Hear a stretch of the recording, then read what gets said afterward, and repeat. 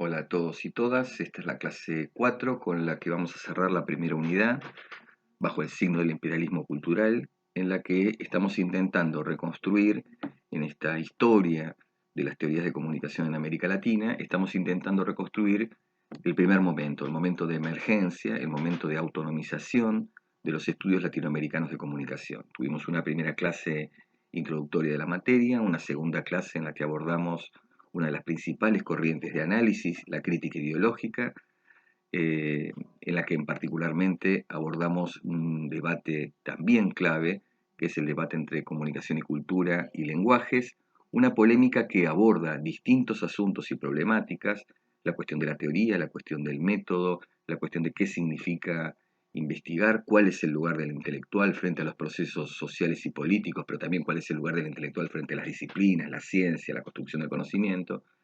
Decíamos, un debate que involucra una gran cantidad de temas, pero que puede concentrarse en esa tensión o contradicción entre ciencia política, es decir, entre producir conocimiento científico y intervenir políticamente. Solamente un señalamiento que no lo planteamos en aquel encuentro. Ese debate, esa tensión, no solamente está circunscripta a a las revistas Comunicación y Cultura y Lenguajes y a sus protagonistas, sino que atraviesa todo el periodo, atraviesa todos los debates y también a los sujetos que intervienen en ella. Lo señalamos en función de la clase de hoy. La tercera clase estuvo vinculada con Frankfurt en América Latina, es decir, cuáles son las lecturas, cuál fue la circulación de la teoría crítica en América Latina, particularmente en Venezuela, a través de dos autores, Antonio Pascuali y Ludovico Silva. Ahí estábamos viendo otra perspectiva que considera la ideología como punto u objeto de análisis, pero ya no en la tradición del estructuralismo o la semiología francesa, como en la clase de la crítica ideológica, sino en la tradición de la Escuela de Frankfurt. Lo que vamos a ver hoy es, por un lado, una disciplina que forma parte también del campo de la comunicación, que es la economía política de la comunicación, y por otro lado, una línea de intervención, una corriente que suele denominarse como políticas nacionales de comunicación.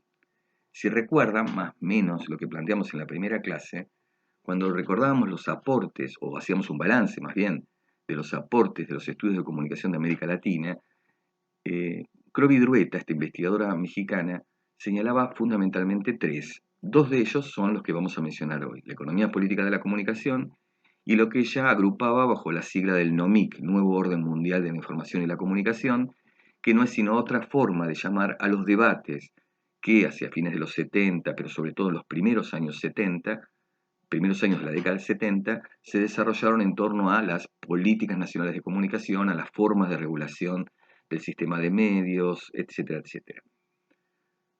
Economía política es el nombre que hoy se emplea para referirse a una de las disciplinas de las llamadas ciencias de la comunicación, que ya no tiene como objeto los discursos, los mensajes, la producción social de significado, para decirlo como la revista Lenguajes, que no tiene como objeto de análisis la ideología en las sociedades desarrolladas o subdesarrolladas, para tomar esta idea de Ludovico Silva, sino que tiene como objeto de estudio la estructura, la base material, la estructura económica del sistema de medios.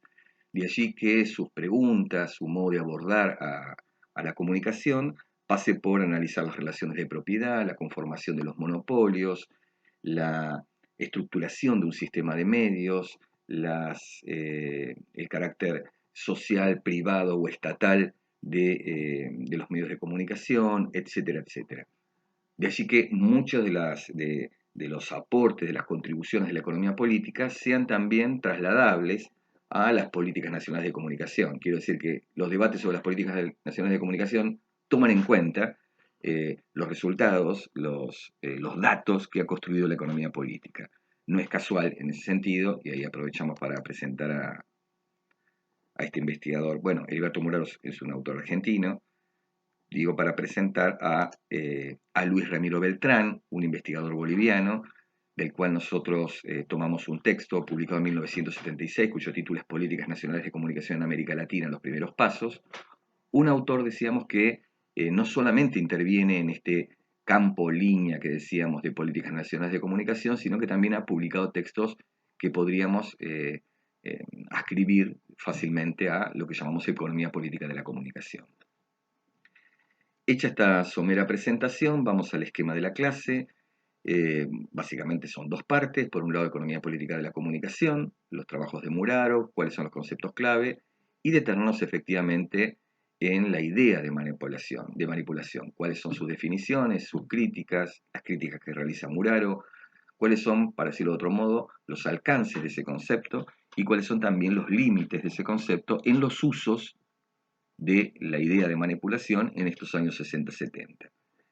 La segunda parte, nos metemos en políticas nacionales de comunicación. Allí haremos alguna referencia a los trabajos de Ramiro Beltrán.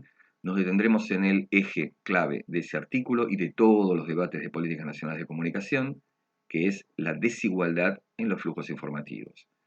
Y finalmente vamos a ver cuáles son las definiciones que da de las políticas nacionales de comunicación, cuáles fueron los desarrollos de esos debates y cuáles fueron las conclusiones también de esos debates que, ya podemos adelantar, se clausuran en 1980 de una manera, no voy a decir definitiva, porque efectivamente en otros periodos, y lo vamos a ir viendo en las próximas clases y quizás en la última, si eso lo podemos llegar a desarrollar, decíamos, el tema de las políticas se reaviva, vuelve a aparecer en el campo de la comunicación, en los debates del campo de la comunicación, además de los debates públicos, pero con la intensidad y la extensión que se había dado en los años 70, podemos decir que efectivamente se clausura hacia fines de los años 80 y muchas veces se ilustra eso con la publicación de un libro, que es el informe McBride, que posiblemente ustedes lo hayan escuchado en otras materias.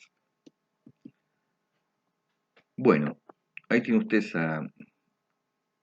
en realidad no lo tiene Heriberto Muraro, tiene una foto de Heriberto Muraro, este investigador argentino, cuya formación es la de un sociólogo, que en realidad ha publicado antes y posteriormente otros libros, pero cuando uno piensa en una historia de la comunicación, sin duda ocupa un lugar por este Neocapitalismo y comunicación de masa. Un libro que publica en Eudeva, es decir, la editorial de la Universidad de Buenos Aires, tras ganar un concurso.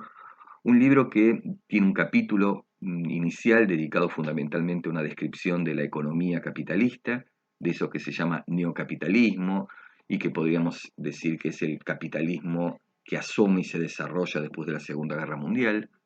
Tiene un segundo capítulo que analiza la ideología en las sociedades capitalistas, y allí la fuente es fundamentalmente Frankfurt.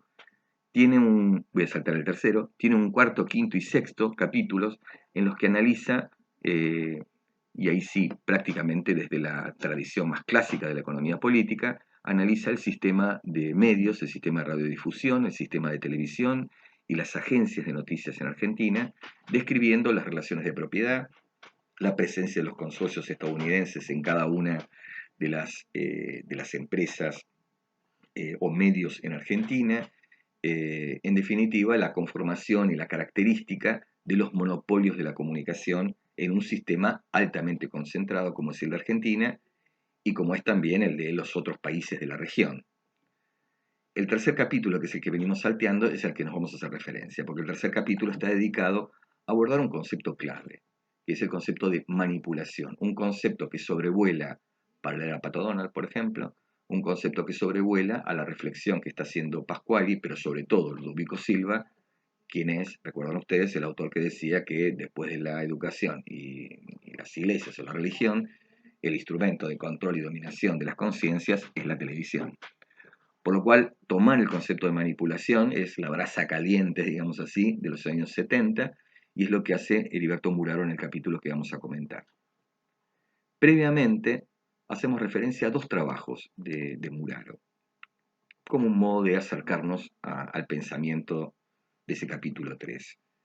Esos dos trabajos los publica en una revista que es diferente claramente, la revista Lenguajes, que era una revista, recuerdan ustedes, que se definía como formando parte de la Asociación Argentina de Semiótica, es decir, una revista que hoy llamaríamos académica, claramente también diferente de Comunicación y Cultura, una revista que si bien tenía otra amplitud en el sentido temático, estaba restringido al campo de la comunicación. La revista Crisis es una revista que hoy definiríamos, bien en aquel momento también, como una revista de política cultural. Es decir, una revista que podía abordar los temas de la comunicación, de hecho los abordaba, no de una manera demasiado excesiva, pero lo hacía, pero sobre todo abordaba cuestiones de lo que llamaríamos la cultura en general, no solo en el sentido más restringido de la palabra, aunque está presente, manifestaciones artísticas, la literatura sobre todo.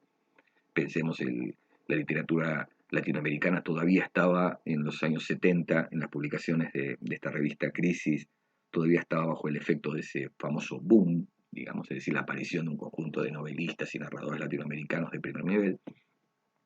Decíamos, no solamente la cultura en el sentido más restringido de la literatura, el arte, etcétera, sino también en el sentido más extendido, como manifestaciones de la cultura popular, de la cual daba cuenta la revista. En esa publicación, entonces, en Crisis, él publica 2 artículos, en el número 1 y en el número 2, es decir, en los primeros 2 números. La primera, y uno es continuación del otro. La primera hace referencia a los dueños de la comunicación, de los medios de comunicación, perdón, en América Latina, y la segunda, los dueños de los medios, los dueños de la televisión en Argentina. La manija y la manija 1. La manija 1 y la manija 2 serían el título principal de esas notas. Tomamos estas notas, ustedes después pueden ver con más detalle la selección que hicimos, sobre todo para que vean cómo conceptualiza, cómo describe, y al describir conceptualiza, una lectura sobre los medios de comunicación y sobre el sistema de medios.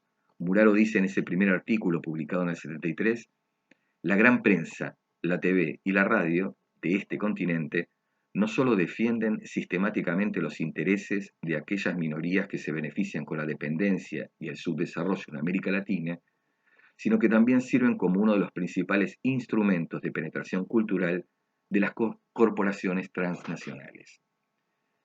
Fíjense aquí entonces que tenemos intereses, minorías, beneficios, dependencias, subdesarrollo, instrumentos, penetración cultural, corporaciones.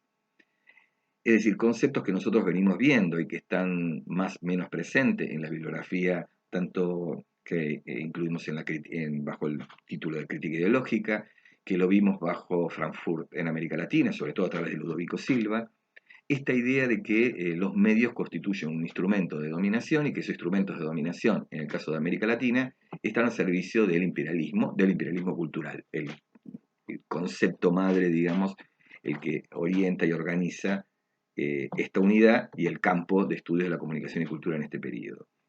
El segundo texto, publicado en el siguiente número, decíamos que se refiere a los dueños de la televisión en Argentina y redunda en esa conceptualización. Aquí elegimos, por ejemplo, para que ustedes vean destacado, el concepto de industria cultural, ¿no? Dice, el papel que juega la industria cultural en un país neocolonial. Luego habla de neoimperialismo en nuestro país y por extensión en toda América Latina. Otra vez el concepto de industria cultural en la tradición de Frankfurt, otra vez la idea de dependencia política y económica a la que se suma, a la dependencia política y económica, la dependencia cultural o estas formas de imperialismo cultural de la que veníamos hablando. Esos trabajos previos, decíamos, de Muraro lo comienzan a colocar a este autor en ese, decíamos, campo naciente también de la economía política de la comunicación. Y allí vamos a entrar, y ahora vamos a entrar, en lo que serían los conceptos clave del libro y que son los que le permiten pensar todo el libro, pero en particular el capítulo 3, es decir, este capítulo dedicado a la manipulación. Y allí tomamos por lo menos 5 autores, que representan también tradiciones diferentes. Destacamos en particular a 2 economistas estadounidenses, Paul Baran y Paul Sweezy, que escriben un libro muy leído en aquel momento, cuyo título es El capital monopolista. ¿Qué hacen estos autores? Estos autores retoman la tradición de Lenin, señalan que desde ese libro hasta la actualidad, y la actualidad es 1974, bueno, el libro de Capital Monopolista tiene que ser de fines de los 60, no lo tengo acá para ilustrarlo, pero debe estar por allí.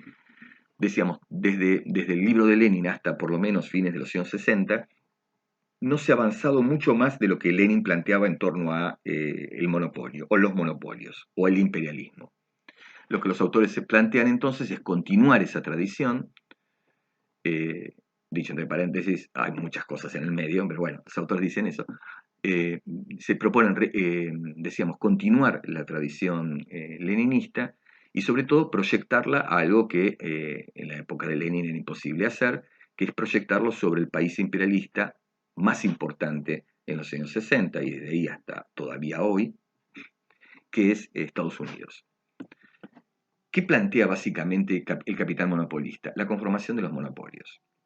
Y en ese sentido, el libro es un registro muy interesante de cómo se van constituyendo los monopolios, y los monopolios tienen que ver con, en principio, eh, la fusión del capital industrial con el capital financiero, que el monopolio tiene que ver con crecientes grados de concentración, que esa concentración puede ser tanto horizontal, una empresa compra otras empresas afines, que puede ser vertical, una empresa que compra todo lo que involucra el proceso de producción de su, valga la redundancia, producto.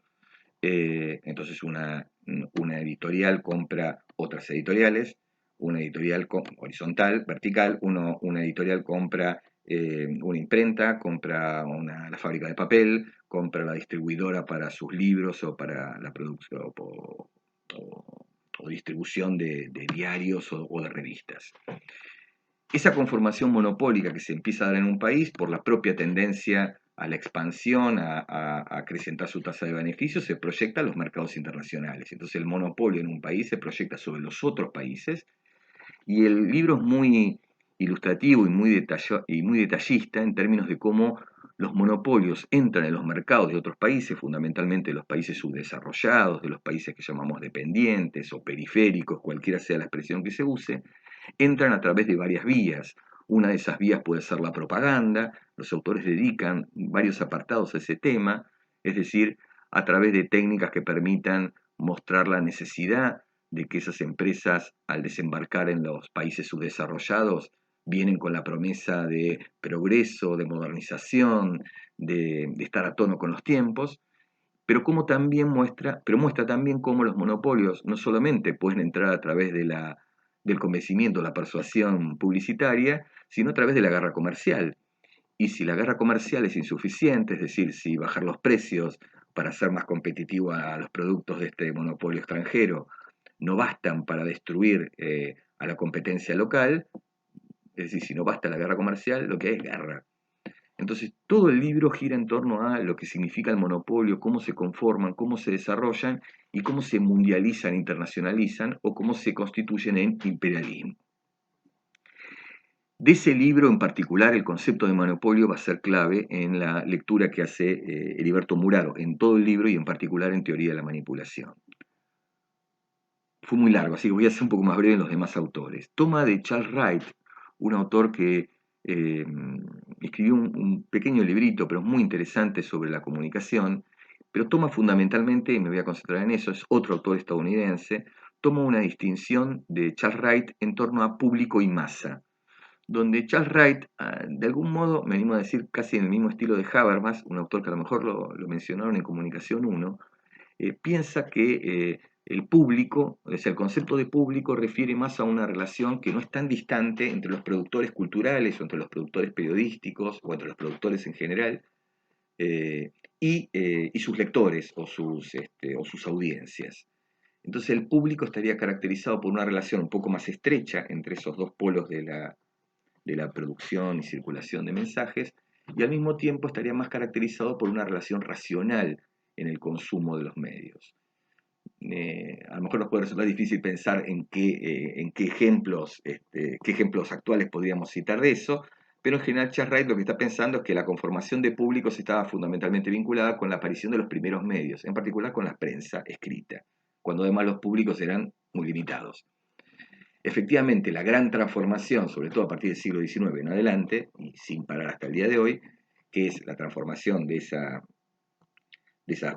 publicaciones, para que la redundancia, con públicos o audiencias bastante limitados, es decir, el pasaje de ese público a masa, lo que transforma también, lo que produce también como transformación, decíamos, es entonces que ya no hay un tipo de destinatario que se vincule de una manera racional con ese medio, que podía ser, insisto, la prensa escrita, es fundamentalmente el ejemplo, sino que lo que aparece allí son relaciones más de carácter atomizado, irracionales, etcétera, etcétera. Esa distinción entre público y masa, no digo que sea central, pero forma parte de las lecturas que con las que está pensando Heriberto Muraro su texto. Otro autor que toma es un alemán que se llama Hans Enzensberger. De este autor, que escribe una pretenciosa y muy interesante teoría de la comunicación, y la está tratando de pensar desde la izquierda, desde una de las izquierdas marxistas. Toma el concepto de manipulación en el sentido quizás más lato. Manipulación habría o estaría presente en todo proceso de producción, vamos a sacar el puntero, en toda producción de mensajes, en toda producción de mensajes masivos, desde el momento en que manipular significa seleccionar y combinar. Entonces ya la elección de una foto por otra implica una manipulación. Toma esa idea, si bien el autor la va a precisar mucho más. Y luego toma, y ahí voy a ser un poco más breve, toma de Herbert Marcuse el concepto de ideología. Yo había mencionado ya que el capítulo 2 está dedicado fundamentalmente a analizar la ideología de los países capitalistas, y allí acude a Frankfurt y en particular a Herbert Marcuse. Toma el concepto de ideología, toma esta idea de un universo unidimensional, al mismo tiempo que lo discute, como vamos a ver, es decir, que pone ciertos reparos, por lo menos a alguna de las tesis que sostiene Marcuse en ese libro. Y por último, a Paul Lasserfeld. Y acá tenemos como una sorpresa, porque nos estamos encontrando con un autor que a ustedes les tiene que sonar y que forma parte del funcionalismo norteamericano. ¿Y por qué digo sorpresa? Porque la verdad que estuvimos insistiendo, no sé hasta dónde insistimos tanto, quizás más en los escritos, ahora no recuerdo si en los videos, pero el funcionalismo norteamericano en los años 60-70 fue rápidamente recusado por los intelectuales, por los investigadores del campo. Eh, ya sea a través del rechazo por los reduccionismos contenidistas, de los que hablaba la revista Lenguajes, el artículo de Verón, o ya sea por otros textos que nosotros no trabajamos, que no incorporamos en la bibliografía, pero por ejemplo textos muy tempranos de Matelart denunciando, podemos decir así, denunciando al funcionalismo norteamericano, al que caracterizaba como una investigación administrada, es decir, una investigación al servicio del mercado o al servicio del Estado, y no, como se pretendía en aquel momento, al servicio de los intereses populares, la emancipación, la liberación de la región. Por eso decía que puede sorprender la presencia de Paul Lasserfeld. Acá vamos a ver qué importancia tiene, sobre todo porque está tomando no al funcionalismo de Laswell, es decir, no el primer funcionalismo cuyas hipótesis estaban más vinculadas con la aguja hipodérmica. Entonces, creo que recordemos eso porque va a formar parte de este debate, o de esta caracterización que hace Muraro. Decíamos, no está tomando el funcionalismo de Laswell, sino que está tomando un segundo momento del funcionalismo, ya en la década del 40, donde se empieza a advertir que la teoría de la aguja hipodérmica es insuficiente para explicar los consumos de las masas. El doble escalón o el doble paso de lo que está hablando es que entre los medios y las audiencias hay sujetos, líderes de opinión, hay, para decirlo de otro modo, filtros que pueden producir, no necesariamente, pero pueden producir desvíos, reinterpretaciones, reorientaciones, o que, para decirlo de otro modo, evitan que la aguja hipodérmica sea efectivamente una aguja que se inocula. Entonces, la presencia de ese doble escalón está vinculado fundamentalmente a la existencia de, Lasserfeld piensa en líderes de opinión, en maestros, en, sacerdotes o pastores, y nosotros podríamos agregar también en los medios alternativos que pueden operar también como un doble escalón, etcétera, etcétera. Más allá de todo esto, a partir de este autor, Muraro va a formular algunos de sus reparos, no al concepto en general de manipulación, sino a la cuestión del efecto manipulatorio. El libro arranca, y ahí tiene ustedes una fotito del famoso Humpty Dumpty, ese huevito bastante cínico con el que se encuentra Alicia en la novela de Lewis Carroll. Y el fragmento o la cita la ubico, primero porque es muy lindo el libro, y segundo porque la cita hace referencia al eje del libro de Muraro, ¿no? Humpty Dumpty le dice a Alicia, cuando empleo una palabra, esa palabra significa exactamente lo que quiero que signifique, ni más ni menos. Y Alicia le responde, la cuestión es saber si se puede hacer que las palabras signifiquen cosas diferentes. Y Humpty Dumpty le responde bastante taxativamente, la cuestión es saber quién dará la norma y punto. En otras traducciones dice, la cuestión es saber quién manda y punto. ¿Quién manda? ¿Quién fija la norma? ¿Quién monopoliza el sistema de comunicación? Es uno de los puntos clave de la investigación, de la información que nos provee Muraro en su investigación y de la denuncia también de este autor. Ahora bien, entramos en el concepto de manipulación y las definiciones.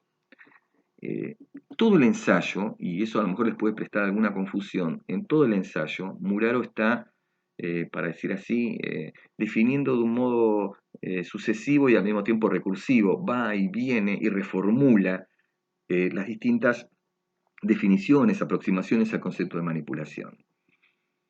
Aquí tratamos de sistematizarlas en tres grandes zonas de definición.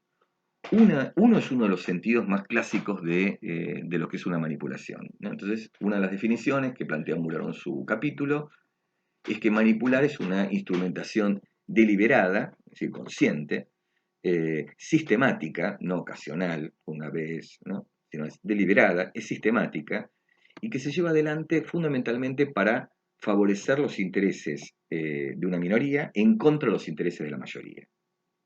Para hacer eso apela a lo irracional, puede apelar a lo racional, dice él, falseando la realidad o con información parcial, eso que decimos media verdad, pero fundamentalmente se trata de una instrumentación que apunta a presentar los intereses particulares como intereses generales. Les tiene que sonar, cuando recorrimos en crítica ideológica ese concepto de ideología en la tradición de Marx, Marx señalaba precisamente, a partir de esa tesis de que las ideas dominantes de una época son las ideas de la clase dominante, que para que esas ideas dominantes no sean vistas como tales y repudiadas, o por lo menos generar algún tipo de malestar, deben realizar algún tipo de operación. Por ejemplo, presentarse no como ideas de una clase, no ideas que están atadas a intereses muy concretos, sino como ideas universales, ideas comunes, ideas de todos, ideas de un gran colectivo, como puede ser la humanidad, como pueden ser los latinoamericanos, los argentinos o los porteños. Fíjense, digo, porque está en esa idea de instrumentación deliberada para presentar esos intereses particulares como intereses generales. Ese es un primer acercamiento al concepto de manipulación, y él le diría el que aparece en las reflexiones sobre imperialismo cultural, en las reflexiones que plantea el libro para la edad Pato Donald, en las reflexiones que desarrolla Ludovico Silva, para nombrar a los autores que estuvimos mencionando hasta acá. Hay una segunda definición que me parece importante tomar en cuenta, que le agrega otra finalidad, no solamente complementaria. No solamente se trata de presentar los intereses de una minoría como intereses generales, sino además de lo que se trata es de desmovilizar, desorganizar a las masas. A tal punto que la frase que ustedes tienen aquí en la pantalla es que, vamos a buscar el puntero, es que lo que no moviliza es manipulación. Acá tenemos que entender movilizar o desmovilizar en un sentido más amplio que la cuestión física, salir a la calle y movilizarse efectivamente. Movilizar también en un sentido de movilizar la conciencia, es decir, de activar la conciencia, despertar, podríamos decir, la conciencia, hacer algún clic frente a lo que está sucediendo. Y en ese sentido, todos los ejemplos que da Muraro son muy interesantes porque nos muestran, y eso también conecta con otras cosas, pero bueno, no lo quiero... Bueno, conecta con lo que digo, sí, lo digo para decirlo rápido. En los ejemplos que nos muestra, lo que se revela es cómo los medios de comunicación, los ejemplos que él da son de la televisión, pero los podemos proyectar a otros medios.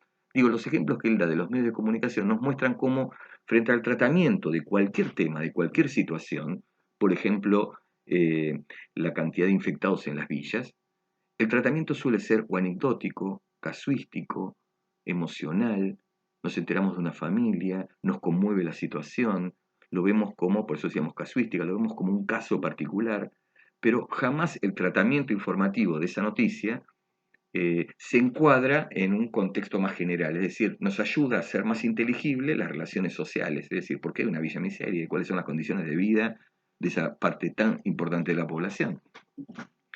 En ese sentido es desmovilizar, en el sentido de que en lugar de apelar a algún tipo de racionalidad sobre lo que está sucediendo, y esa racionalidad implicaría entender las relaciones sociales que están por detrás, nos lleva a un estado de emoción, de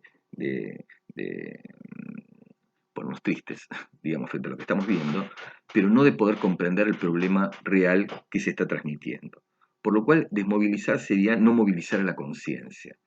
Es una observación interesante, con todos los matices que puede tener, porque también es cierto, y Muraro no lo señala en su texto, pero otros autores en aquel momento, por ejemplo, hacía ya 1972 y durante 1973 en Chile, es decir, cuando ya se veía una embestida fuerte de la dictadura de Pinochet, o sea que anticipaba la dictadura de Pinochet, algunos trabajos de investigadores chilenos empezaban a denunciar el hecho de que los medios estaban interviniendo para movilizar a las masas, movilizar en un sentido reaccionario.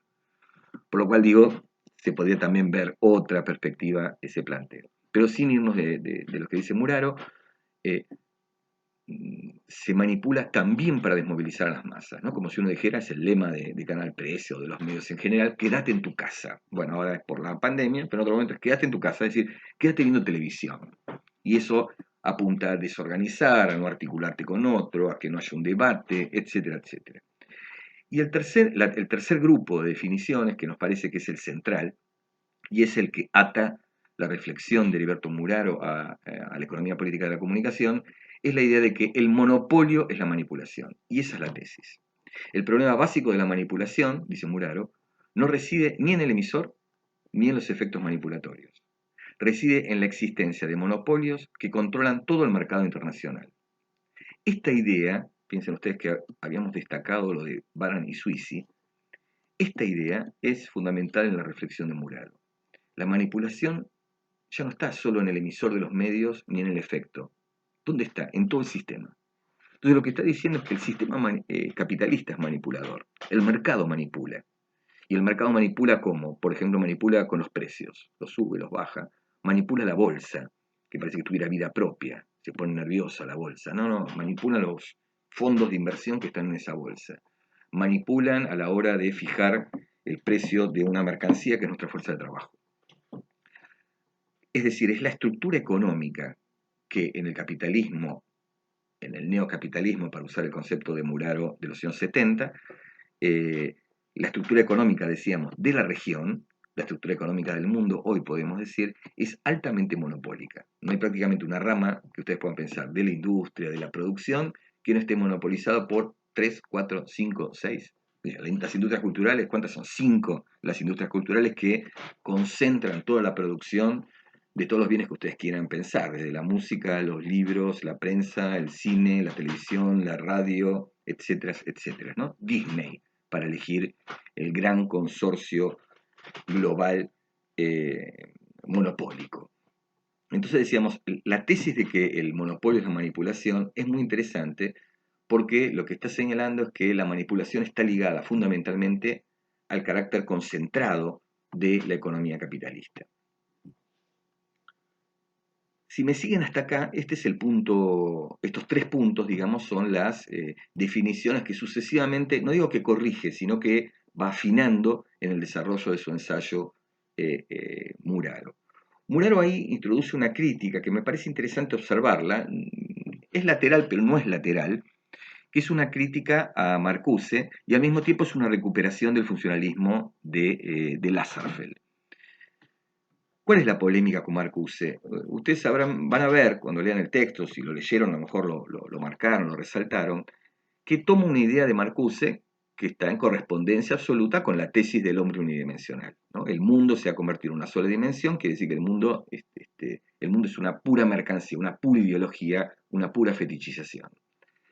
En ese mundo, los medios de comunicación juegan un papel absolutamente central para Marcuse, a tal punto que los medios, y esa es una de las tesis de su libro, generan pseudo necesidades falsas, necesidades que los seres humanos no tenemos, pero que a partir de los medios, fundamentalmente a partir del discurso publicitario, las empezamos a vivir como necesarias.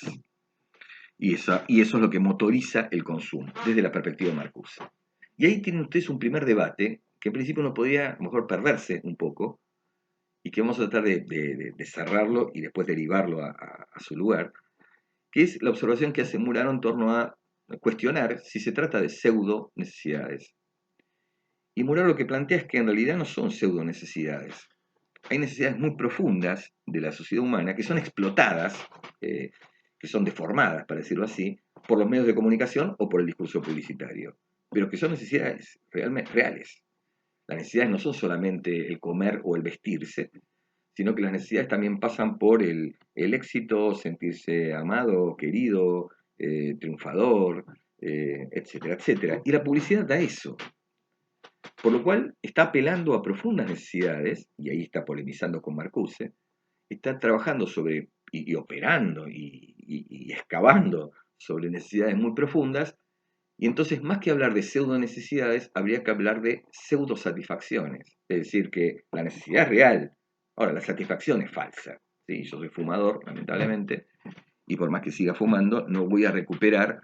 Ahora no hay publicidad de cigarrillos, pero cuando yo era más joven, las publicidades de cigarrillos abundaban en situaciones siempre placenteras. Eh, Efectivamente, el buscar el placer es una necesidad real, pero es una pseudo satisfacción a través del cigarrillo o cualquier otro tipo de sustancia. Ese debate con Marcuse es un punto importante, porque lo que está también poniendo ahí en crisis es que es el efecto de la manipulación, ¿no? Porque si seguimos la línea de Marcuse, la manipulación es absoluta, el efecto manipulatorio es absoluta. Crean necesidades que no tenemos. Entonces, primer cuestionamiento. Segunda cuestión, que le permite también cuestionar la idea del efecto manipulatorio, y eso lo vamos ahora a redondear, es cuando toma el funcionalismo, es decir, el Lasserfeld. Esta idea que decíamos del segundo escalón, de una segunda etapa, es un elemento muy interesante, porque también lo que nos está mostrando es que por más que exista una manipulación, el efecto manipulatorio puede estar matizado, desviado, reorientado por la presencia de líderes de opinión. Es decir, entre el medio de comunicación y el público operan distintas personas, sujetos con los que convivimos, con los que debatimos, con los que nos encontramos en los lugares de trabajo, en los lugares de estudio, que puede ser un delegado estudiantil, el delegado de trabajo, que puede ser el pastor el día domingo cuando hace un sermón, que puede ser una persona o un conjunto de personas a las que le atribuimos algún tipo de legitimidad, confianza, lo que sea, que operan como filtros o retraductores de los medios, o nos corrigen la mirada sobre los medios. Esto significa, por lo menos como hipótesis, que la aguja hipodérmica no es tal, que el efecto manipulatorio no es tal. Tomo estos últimos elementos, que son críticas a los efectos manipulatorios, para acercarnos a las dos conclusiones del texto de Muraro. La primera conclusión, porque en el texto hay varias críticas a los efectos manipulatorios, va y vuelve, decíamos, de las definiciones, entonces nos tiene que quedar bien claro que una primera conclusión del texto de Muraro es que él dice que la categoría de manipulación es una categoría, y estoy leyendo lo que está destacado en negrita en la pantalla, una categoría sociológica, válida y fértil desde un punto de vista crítico. O sea, lo que nos está diciendo es que sin el concepto de manipulación, perdemos las posibilidades de tener una mirada crítica, una perspectiva de análisis distanciado de los productos de comunicación. Es decir, tendríamos una mirada ingenua o una mirada que termina naturalizando la programación televisiva, radiofónica o los diarios. Podríamos hacer ese ejercicio, es decir, imaginarnos qué pasaría si no tuviéramos el concepto de manipulación. Si pensáramos que la comunicación, o para usar también otra vez el lema de TN, para ir una fácil, o que el periodismo es independiente. Entonces no tiene ningún tipo de dependencia, no tiene ningún tipo de interés en comunicarse con nosotros y comunicarnos determinadas cuestiones mientras está estableciendo ese contacto habitual, ya sea por cualquiera de los medios.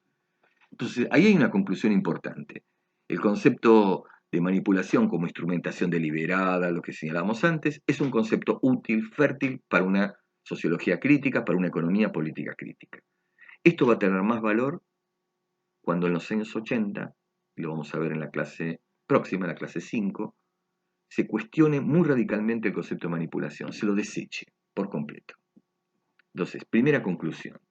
Segunda conclusión es la siguiente. Como decíamos, para Muraro es una categoría válida, fértil. Y es una categoría que se puede demostrar.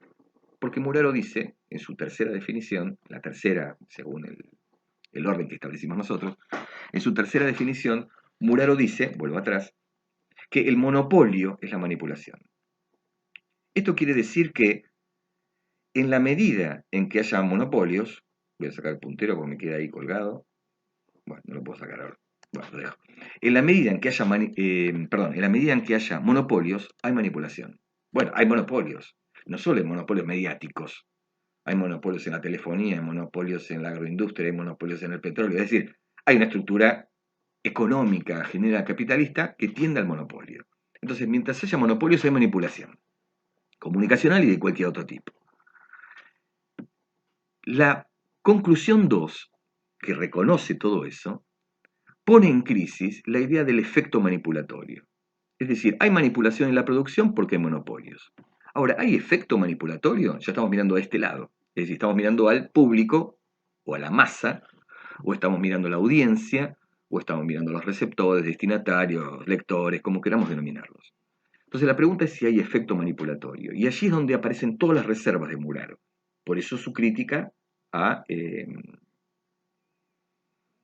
ahora se me escapó. Por eso su crítica a Marcuse, ¿no? Esta idea de las pseudo necesidades, no, son pseudo satisfacciones. Entonces decíamos, la segunda conclusión, Muraro dice que el efecto manipulatorio hay que demostrarlo. El otro, la manipulación en la producción ya está demostrada, hay monopolios. Mientras haya monopolios, hay, hay manipulación. El efecto manipulatorio debe demostrarse, y muy concretamente, Muraro dice, su eficacia, o sea, la eficacia de la manipulación, el efecto manipulatorio, debe ser probada, la eficacia, en cada caso y relacionada con el desarrollo histórico, las estructuras de clase y la evolución de los movimientos políticos. Fíjense que acá extrema el planteo de Lasserfeld. Es decir, puede haber manipulación, puede haber efecto manipulatorio, puede no haberlo, puede haberlo en diverso grado, y eso va a depender del grado de resistencia que exista en esa sociedad, en virtud de qué? Del desarrollo histórico, de la estructura de la lucha de clases, de la evolución de los movimientos políticos. El ejemplo que da Muraro, y que va a ser un ejemplo muy citado también por el propio Héctor Schmuckler, etc., es el ejemplo del peronismo, que no tenía los medios, durante 18 años no se podía decir Perón y nombrar a Evita, se hablaba del tirano prófugo, se hablaba de la fulana, y 18 años después, cuando se llaman elecciones, gana por más del 60%. Se utiliza como ejemplo para demostrar que hubo una manipulación fenomenal, pero hubo un efecto manipulatorio nulo, o prácticamente nulo. ¿Por qué? Bueno, porque parece que el efecto manipulatorio va a depender de las condiciones de recepción. Entonces uno podría seguir la tesis de Muraro y hay momentos históricos, dependiendo de la lucha de clases, dependiendo de los movimientos políticos y su evolución, etc., hay momentos en particular donde las condiciones de recepción son más favorables a que el efecto manipulatorio sea eficaz y hay otros momentos en donde el efecto manipulatorio parece menos eficaz. Es una tesis que hay que demostrar, ¿sí?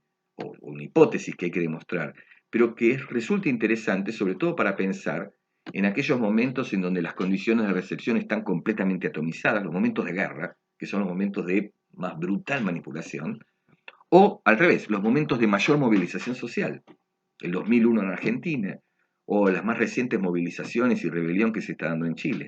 ¿Cuál sería el efecto manipulatorio de los medios en Chile que estén diciendo, digo para decir algo, el diario Mercurio, que esté repitiendo todo el tiempo en su primera plana que las cosas están bien, que está todo tranquilo, que ya se va? ¿Cuál sería el efecto manipulatorio frente a unas masas que están en las calles poniendo en debate y en cuestión todas las representaciones y estereotipos que aparecen en los medios? Uno tendería a sospechar que sería nulo. Esa es la segunda conclusión de Heriberto Muraro que eh, nos parece central para seguir pensando inclusive hoy la manipulación, en términos de monopolios y en términos de efectos que van a depender de las condiciones de recepción. Vamos a pasar al segundo punto, pues tampoco quiero que el video sea tan largo, entonces vamos a pasar al segundo punto, que es el de las políticas nacionales de comunicación. Y allí entramos, ahí está la foto de Luis Ramiro Beltrán, que es un investigador, bueno, fue periodista, investigador de origen boliviano. Es muy interesante reconstruir algunos datos de su vida, sobre todo porque estamos, insisto, en alguien que está entrando en el campo. No es sociólogo como Verón o como Heriberto Muraro, no viene de las letras como Schmuckler o como Steinberg, no viene de la demografía como Armand Matelar, no viene de la filosofía como Pascual y viene del periodismo. Y paradójicamente es un periodista que se formó en Estados Unidos bajo el cuadro del desarrollismo, bajo el cuadro de una concepción funcionalista de la comunicación, pero formado en ese cuadro, Muraro vuelve a trabajar a Latinoamérica y se enfrenta a una situación muy concreta, que es la relación de desigualdad en los flujos informativos, que es uno de los temas de discusión de la época y que es uno de los temas de discusión y de gran debate en el ámbito de la UNESCO, en el ámbito de los encuentros gubernamentales y en otros ámbitos, en el que se ponía en cuestión precisamente esa desigualdad, que es otra forma de hablar de la dependencia cultural o del imperialismo cultural. Ahí tienen ustedes la tapa donde aparece el artículo que nosotros vamos a trabajar, Nueva Sociedad 25 del año 76, y acá aparece uno de los últimos libros de Luis Ramiro Beltrán, junto con una investigadora eh, estadounidense colombiana, que es Elizabeth Fox, o Elizabeth Fox de Cardona, un libro que lo habíamos mostrado en la primera clase, habíamos mostrado su tapa, Comunicación Dominada, Estados Unidos en los medios de América Latina, un clásico texto, por un lado, de economía política, pero por otro lado un clásico texto que introduce cuestiones que están vinculadas con las políticas nacionales de comunicación. Entonces decíamos, Luis Ramiro Beltrán es uno de los representantes, otra vez, otro representante es Antonio Pasquali, quien fue un factor central, uno de los redactores más destacados de lo que se llamó el proyecto Ratelve, un proyecto de de radiodifusión y televisión de Venezuela, proyecto que quedó, como otros tantos proyectos de la época y como tantos de los debates de esta época, en un cajón. Pero digamos, Antonio Pasquali también entró por esa vía de las políticas de comunicación. Hay dos puntos que nosotros queremos destacar, sí, tres puntos, perdón, que nosotros queremos destacar de ese largo artículo de Ramiro Beltrán. Primero, una consideración general, es un largo artículo y hay una cantidad enorme de detalles que nosotros vamos a dejar de lado, pero que no lo queremos recortar porque si seguimos recortando un artículo llega un momento que uno no lo comprende. ¿Qué nos interesa de ese artículo? Tres núcleos. Primer núcleo, la idea de la desigualdad de los flujos informativos. Eso es central en todo el artículo y es central en los debates de las políticas nacionales de comunicación. No quiero hacerlo muy extenso, pero en la UNESCO, que es esta sección de las Naciones Unidas dedicada fundamentalmente a la educación, a la comunicación y a la cultura, en la UNESCO, muy tempranamente, la UNESCO es una organización que aparece luego de la Segunda Guerra Mundial, es resultado de la Segunda Guerra Mundial, las Naciones Unidas, la UNESCO, decía, desde 1945 hasta por lo menos 1970 estuvo hegemonizada prácticamente por Estados Unidos. Y hegemonizada la UNESCO por Estados Unidos significaba, en el ámbito ya no de la educación, sino de la comunicación, la defensa de la gran tesis norteamericana o la gran tesis estadounidense, que es la del libre flujo. Es decir, que Estados Unidos, así como hablaba de la libertad política, y ellos eran representantes de la democracia más representativa, amplia, que había que exportar a todo el mundo, además de la libertad económica, es decir, la defensa básicamente del libre intercambio sin ningún tipo de aranceles, etcétera, es decir, el libre ingreso de los productos y las mercancías de Estados Unidos en el mundo. La tercera libertad era la libertad comunicacional. Por supuesto que la libertad, el libre flujo después de la Segunda Guerra Mundial, es decir, después del desastre del nazismo, del holocausto, etcétera, era una idea completamente seductora, salvo que uno la tradujera en los reales términos, no como libertad de flujo, sino como un flujo unidireccional de Estados Unidos al mundo. Y como flujo unidireccional, un flujo absolutamente desigual. Hay quienes producen las noticias, las agencias noticiosas estadounidenses, y hay quienes las consumimos en América Latina, para no decir Asia, África, etcétera. Entonces, esa tesis del libre flujo dominó por lo menos hasta los 70. Y en los 70, a partir de un hecho muy concreto, que es, se suman cada vez más países del tercer mundo, a partir de la liberación de los países de África y de Asia, que se empiezan a incorporar al, comillas, concierto de las naciones, decía, a partir de la incorporación de nuevos países, las relaciones de fuerza, para decirlo así, de la UNESCO cambian, de las Naciones Unidas y de la UNESCO cambian. Y ese cambio de relaciones de fuerza, nuevos países que ingresan en la UNESCO, empiezan a no solo a cuestionar, sino prácticamente a tumbar la tesis del libre flujo. Y lo que se empieza a discutir es en torno a la desigualdad de los flujos informativos. Lo que se empieza a discutir es sobre la necesidad de un NOMIC, de un nuevo orden mundial de la información y la comunicación. Ese es un punto central. El otro punto que está vinculado a la desigualdad de flujos es las definiciones, los datos que empiezan a construir aquellos investigadores de la economía política. Muraro, Matelar, Pascuali, Elizabeth Fox, Fátima Fernández en México, es decir, un conjunto de investigadores que empiezan a proveer datos que nos permiten atar esta idea de la desigualdad de los flujos a la idea de una estructura social y a una propiedad de los medios altamente concentrada, una fuerte presencia extranjera, una fuerte presencia del imperialismo norteamericano. Eso ya es el segundo dato, ¿no? Por ejemplo, acá el autor, esta es una cita directa del texto de Beltrán, la comunicación es un componente inextricable de tal estructura social arcaica e injusta, ¿no? Una tesis que puede parecer sencilla, pero lo que está diciendo es que el sistema comunicacional es desigual porque la sociedad es desigual, no son sistemas separados. Entonces la relación entre estructura social desigual y propiedad de los medios concentrada va a ser parte de las denuncias, afirmaciones, construcción de datos de cada uno de los países y del conjunto de la región para llevar el debate de las políticas nacionales de comunicación.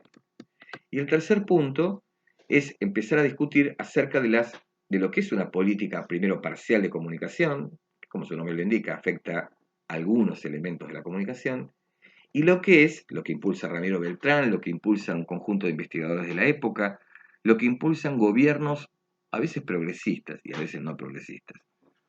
¿Frente a qué? Frente al imperialismo norteamericano, que son políticas nacionales de comunicación.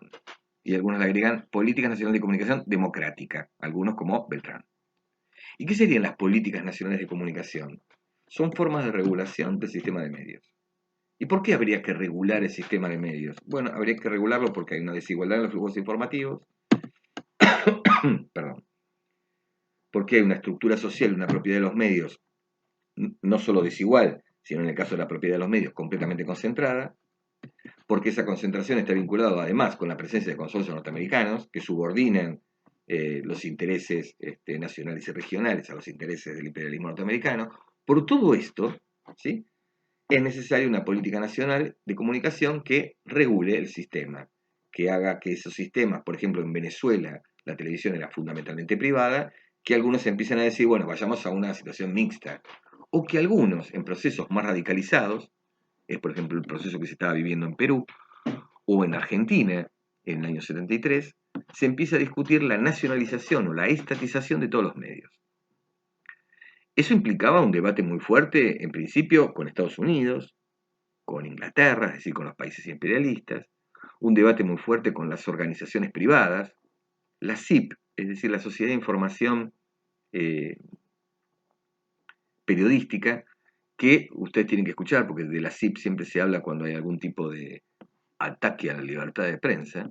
La SIP, que es la representante de los propietarios de los medios, son los primeros que saltan a pegar su grito en el cielo en nombre de la libertad de expresión para justificar la más rancia y elemental libertad de negocio, digamos, libertad de capital. La SIP o la Asociación Internacional de Radiodifusoras, la AIR, es decir, estas organizaciones, estas instituciones que tienen nombres, parecen muy genéricos, y que representan en un otro caso a los grandes dueños de los medios, que intervienen siempre, como decíamos, en este sentido. Cada vez que alguien pretende regularlos, salen con la defensa de una libertad de prensa o de libertad de expresión que no existe. Decíamos, los primeros que salen a confrontar en esto son los sectores que representan al mercado o que defienden al mercado o que tienen intereses en el mercado. Y quienes empiezan a discutir las políticas nacionales de comunicación también empiezan a elaborar algunas concepciones acerca del Estado. Acá fíjense, el Estado es un estimulador, pero también puede ser un inhibidor, puede ser un articulador o puede ser un árbitro. Bueno, hay como bastantes vacilaciones en Beltrán, ¿no? Porque si bien queda claro en toda la posición de Beltrán y de muchos otros autores lo que significa el mercado, que tiene que ver con la mercantilización de la comunicación, que tiene que ver con la lógica del rating, que tiene que ver con los intereses privados y no los intereses generales, hay también muchas más reservas respecto de qué significa el Estado en los medios de comunicación, ¿no? Cuánto de árbitro, cuánto de estimulador, pero también cuánto de censor, ¿no? Ese es un debate mucho más amplio que no lo vamos a abrir ahora. A partir de aquí, en la pantalla, y yo nada más que lo único que voy a hacer es mostrárselas, tienen una selección de las principales conclusiones que se fueron dando en sucesivos encuentros, que son muchos más que los 3 que voy a mencionar acá. Es decir, hasta por lo menos el año 76, y después siguen algunos más, pero no muchos más. Decíamos, esto se clausura en 1980, reaparecerá bajo otra forma más adelante. Hasta 1976, 1980, se desarrollan una serie de encuentros, la mayoría de ellos auspiciados por la UNESCO, en la que participan representantes gubernamentales que avanzan en la discusión de políticas nacionales de comunicación. Es decir, avanzan en lo que llamaríamos consensos en torno a esto. Consensos que significaban admitir que había una alta concentración y que eso no correspondía. Consensos que tenían que ver con que la comunicación no puede ser solamente un instrumento del capital. Consensos que tenían que ver como, estas son las conclusiones de Bogotá, en Quito. Consensos que tienen que ver, por ejemplo, con la necesidad de crear una agencia noticiosa latinoamericana y del Caribe. ¿Por qué? Porque ¿quién produce las noticias de Latinoamérica? Hoy, por ejemplo, la CNN, ¿no? O antes, y hoy también, las agencias norteamericanas. Entonces, consensos que empezaban a discutir la necesidad de que los estados nacionales construyan agencias de noticias nacionales, agencias de noticias internacionales, es decir, que se pongan algún tipo de regulaciones, controles, normas a los consorcios extranjeros y a los grandes monopolios de la región. Eso es, como decíamos, las conclusiones de la reunión de Bogotá de 1975, de Quito en Ecuador, también en el mismo año, y fundamentalmente, esto lo van a ver ustedes más en la materia políticas de comunicación, fundamentalmente la llamada reunión de Costa Rica de 1976, que establece una serie de definiciones que todavía hoy siguen siendo válidas, ¿no? Por ejemplo, la necesidad de crear medios estatales como alternativa para los privados. La función social de los medios. Social. El papel informativo, educativo, cultural y recreativo. La regulación de las actividades de las agencias. La regulación de la publicidad. La definición de los papeles de las telecomunicaciones. La contribución de la teleeducación. Y así, ahí hay 7, son muchos más. Les pongo ahí un anexo después, donde está la declaración casi completa, que es la famosa declaración de San José de Costa Rica.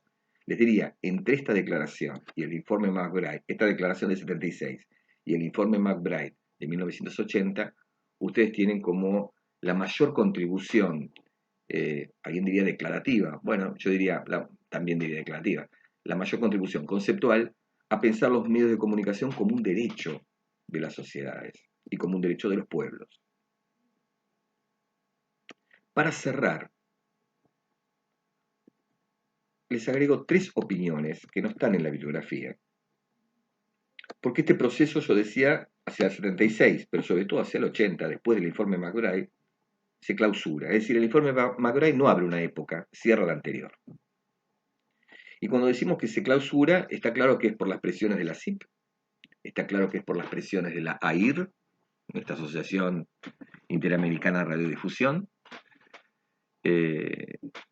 antes había dicho internacional, creo, ¿no? La Sociedad Interamericana de Periodismo, la Asociación Interamericana de Radiodifusión, por la presión de estas organizaciones, por la presión sin duda de los países imperialistas, Estados Unidos y Gran Bretaña. De hecho, en 1980, y lo voy a decir en estos términos, fastidiado, para decirlo así, del debate, fastidiado por el hecho de que estaban perdiendo el debate sobre la tesis del libre flujo, Estados Unidos y Gran Bretaña se retiran de las Naciones Unidas y de la UNESCO. Y se retiran, inclusive retirando sus aportes. Lo mismo que está planteando ahora Trump en relación con la OMS, la Organización Mundial de la Salud. Se imaginan que eso fue un golpe, digamos, a la UNESCO, y como decíamos antes, la clausura de una etapa. Entonces tenemos las presiones de las instituciones, las presiones de países como Estados Unidos y Gran Bretaña, Y también, y eso lo van a señalar muchos autores, los propios límites de los gobiernos, de los estados que querían encarar estas políticas nacionales de comunicación. Es decir, que no querían ir a fondo, para decirlo así, con la garantía de un derecho comunicacional. En ese sentido, ustedes tienen, se van a encontrar después, y los pueden leer con más atención, tres balances que no son contradictorios. Uno es de Raúl Fuentes Navarro, que es un investigador mexicano, que dice, podría afirmarse sin demasiado riesgo de exagerar que la tensión entre generación de conocimiento y transformación social de los sistemas respectivos en términos de impulso a la democracia se sintetizó en el movimiento hacia la definición de políticas nacionales de comunicación. Miren qué cierre llegamos. Eso que empezamos a discutir en la clase 2, que era el debate que atravesaba la revista Comunicación y Cultura, Puente Navarro dice, miren cómo se expresan las políticas nacionales de comunicación. Porque en definitiva, las políticas nacionales de comunicación, ¿qué significaba? Intervenir a partir de un conocimiento producido, sobre todo por la economía política, pero también por la crítica ideológica. Porque la crítica ideológica lo que estaba demostrando era precisamente eso, la ideología construida y que ponían y vehiculizada por los medios de comunicación, por las historietas, por las canciones, por los programas de televisión o por los programas de radio o por la música, o por lo que ustedes quieran.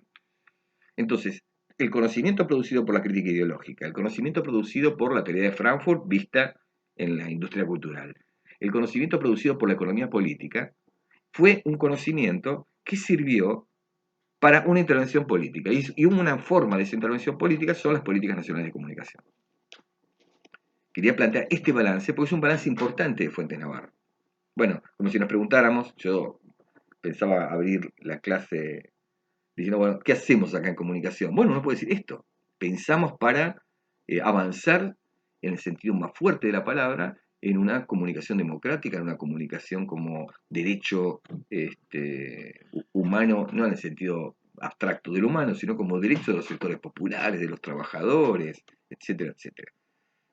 Una segunda conclusión es la de un investigador brasilero, Luis Gonzaga Mota, y en realidad lo único que leo acá es lo que está destacado. El impacto de la conferencia de Costa Rica fue pequeño, casi nulo.